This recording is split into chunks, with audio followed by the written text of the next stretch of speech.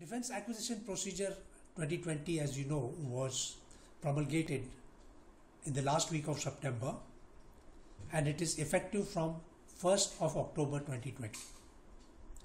The formal version is also available in the public domain, and the focus and emphasis of the defense acquisition procedure has been essentially on Atmanirbhar Bharat, or self-reliant India. This is very evident from the aim of the defense acquisition procedure. I have highlighted 3 points of the aim for you, and the first point is, of course, timely acquisition of military equipment, systems and platforms as required by the armed forces in terms of performance, capabilities and quality standards. Now this is a very obvious one, because after all the defense acquisition procedure is meant for the armed forces per se. The focus will be for timely acquisition of this. It is another matter that timely acquisition has been very difficult for the Indian Armed Forces, and there are time lags in acquisition of months and years, which are, I think, been a very matter of concern, but that is a separate issue altogether.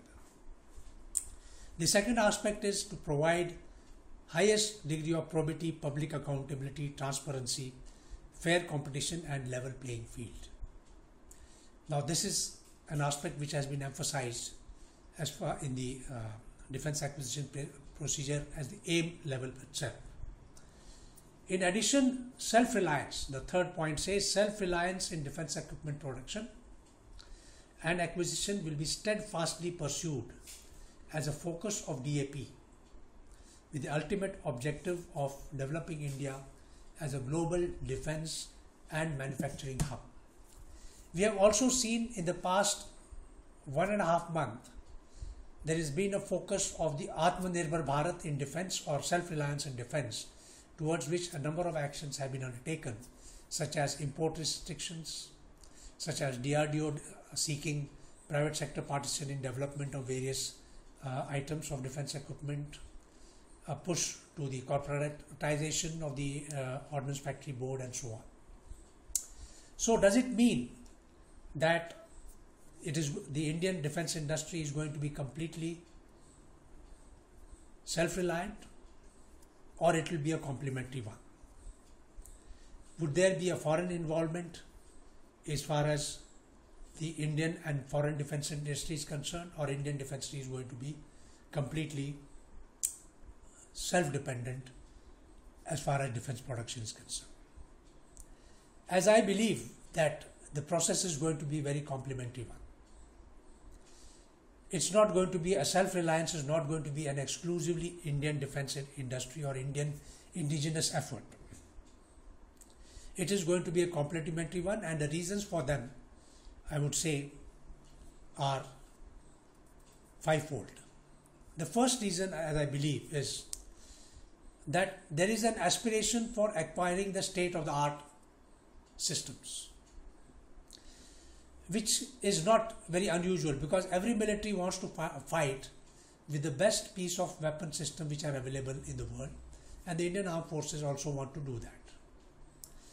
Now, technology which is available as far as the Indian Armed Forces are concerned is essentially either third generation or fourth generation. So obviously, if you want to have state-of-the-art systems, technology is third or fourth generation. You cannot acquire that unless you have foreign collaboration, and that is why first reason I feel is why it is a complementary process of Atmanirbhar Bharat. The global defense supply chain is diffuse. No single country has got the defense supply chain, perhaps possibly China, but even China has spread the supply chain, and it's also dependent on Russia as far as the supply chain is concerned. You take Europe, you take the United States, you take any other region, the defense supply chain is diffused across countries. So India cannot have really an exclusive defense supply chain. It's not practical as such. The another aspect I look at is the government has opened the foreign direct investment for 74% through the automatic route. Automatic route implies that there is no formal government approval which is required for making foreign direct investment in India, which is with the understanding the government has that it cannot completely be a self-reliant of the defense production base as such. And due to this factor, it has, I believe, that the self-reliance proposal as in the defense acquisition procedure, this is going to be a complementary process. What this does mean is that Atmanirbhar Bharat means manufacturing or original equipment manufacturing will have to take place in India. That is the understanding one has to have, that the OEMs will have to be based in India, and for that they can either be an Indian company or they can be a foreign company.